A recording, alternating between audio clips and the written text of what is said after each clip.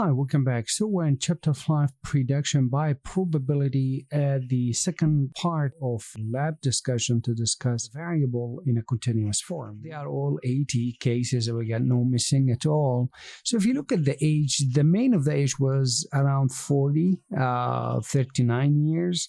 The standard deviation of the age like 7.8, with minimum age of 20, maximum age 47. And then you can look at the percentile of these distribution. Okay, the same thing for the anxiety, the stress, motivation, etc. All these variables. Now what we're going to do, actually, we're going to do a real analysis on the graph, try to understand how to read this graph. If you understand this graph and you really have a good grasp over this graph, that means you will be able to understand the PDF that you should actually adopt, because many people jump to conclusion and they really get confused. Shall I go to gamma distribution, maybe Cauchy distribution, maybe normal, maybe not normal? This is not a guessing game. I think so. This is a perspective of understanding. So if I would actually start to look at this graph, I could say, well, anything from like say from 9 to like somewhere around 26 or so, the values in this interval, I could assume that it's normally distributed with mu and maybe sigma squared. Well, the second part here, I would be looking at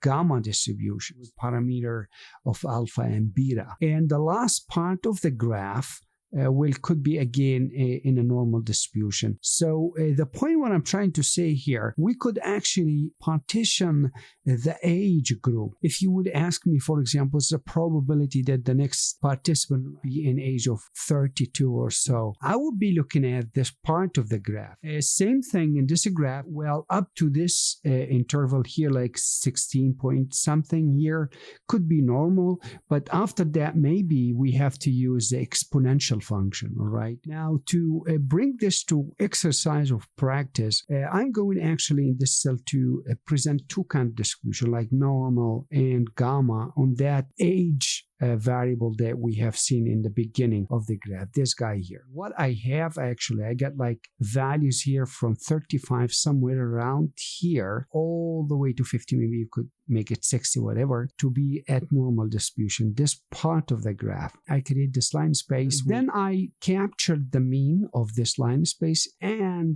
the standard deviation. Created a list I called the standardized values, assumption of mean of 0, standard deviation of 1. Next, probability value list, basically pass to the normal function here, and then of course you will get the probability for that. Now the next thing I wanted to do is to ask a question. Let's ask a question here, right? So what is the probability of getting the applicant, his age to be like 41, for example? First of all, I standardize the value. If I look at the probability that there is a 36% chance to have the applicant in the age of 41 or so. Now, if you change this one, for example, to somewhere like below that interval, like 32, so for example, and we know that the 32 does not actually fit perfectly in the here in the gamma distribution as we assume, not here. That's why you got like 0% almost, because we are predicting the value given that the age you are interested in within 35 to 50. Now, how about the second part, this part from here to here? That is something related to the gamma distribution, in my opinion. So basically, if you like, actually, you can do the same thing on your own. What I did here, I create a line space from 25 to 35. Now, I captured the beta and the alpha because the mean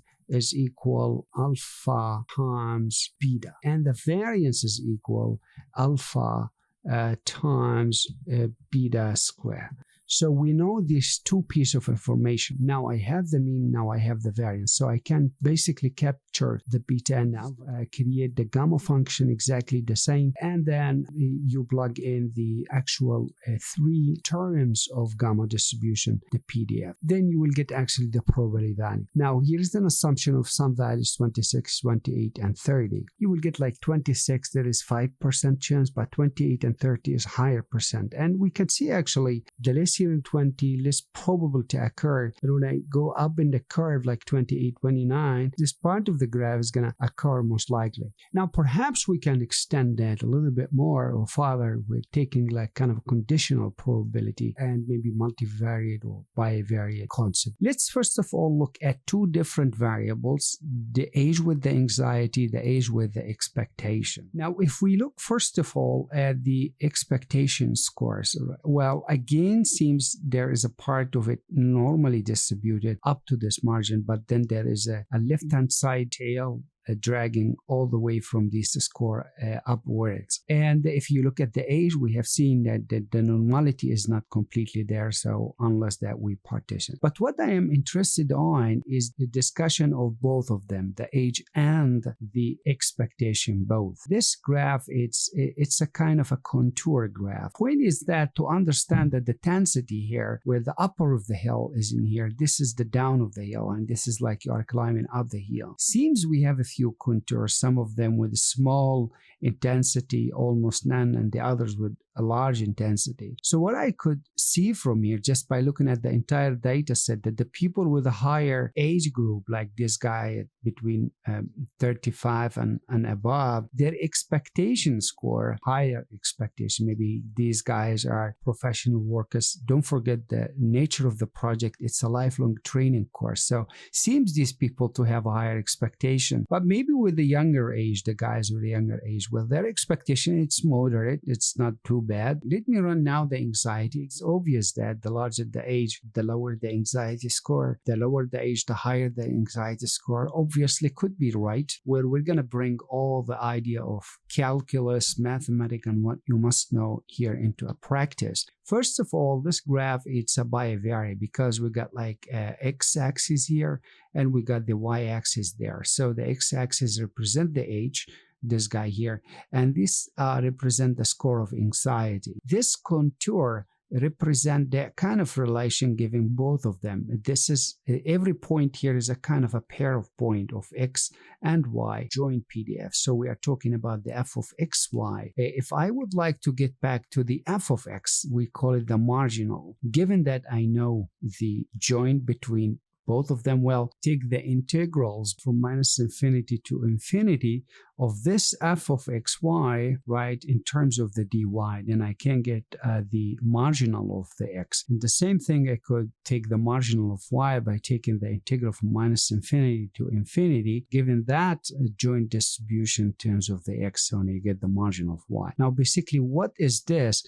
This guy here represent this guy, I mean, this PDF of marginal only in terms of the x. Same thing, this guy here represent the y in terms of the PDF of the y only. This contour here, and then I draw a line here, I will get this part of the graph, and then I keep the second contour line here, I get the second part of the graph. So if I keep doing this side of integration, I will get this contour which represent the y. That's the meaning of taking the integrals from minus infinity to infinity along this line in terms of the x, because we are integrating all the part of this joint PDF. The same thing I can do in this side of the contour. Well, first of all, I could recognize quite easily that from PDF perspective, that the age is not completely normal, just like this guy here. Now, as I am slicing, I'm slicing actually the exact contour, because obviously here we got like too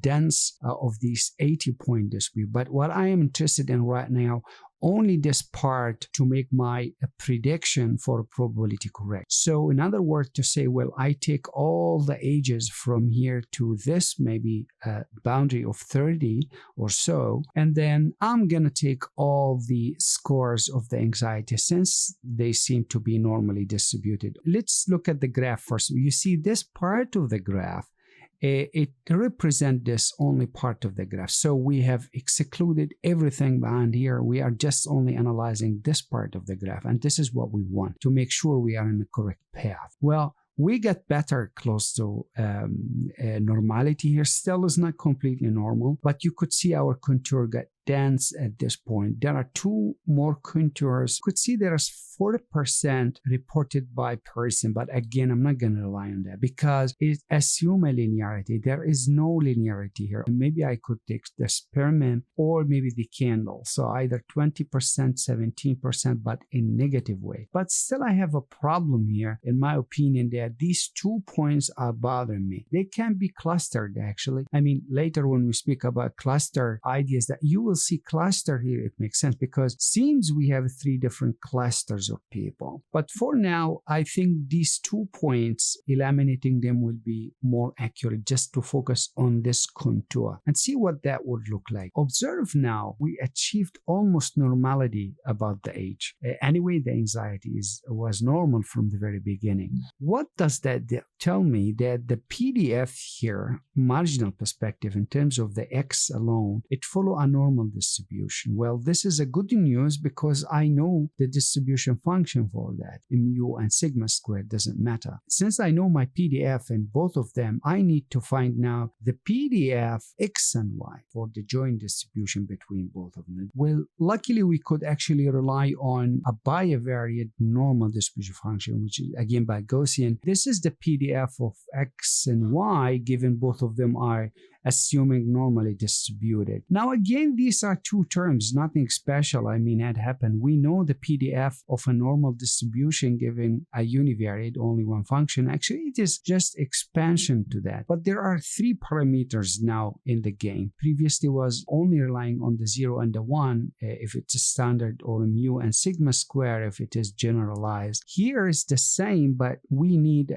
something else, is the correlation. Rho represent the relationship, which makes sense from mathematical aspect to bring this as a factor to this relationship. So this simple function, it takes all the requirement of the factor of X value and Y value and their mean and their sigmas with standard deviation, and finally the correlation factors. And then it reports back the probability. Now, for example, you could just test the probability of a specific values, like say, for example, of age of 20 and the anxiety score 7.5. Probability, it's reported 4% chance to get this. That is a 3D graph, represent distribution given the probability. This is the X with the age, and this is the Y, and this is the probability. What we can do now, every time we are interested to answer a question, for example, at age of 21, which is somewhere around here, and score of this, maybe we are interested exactly in this area of the contour. So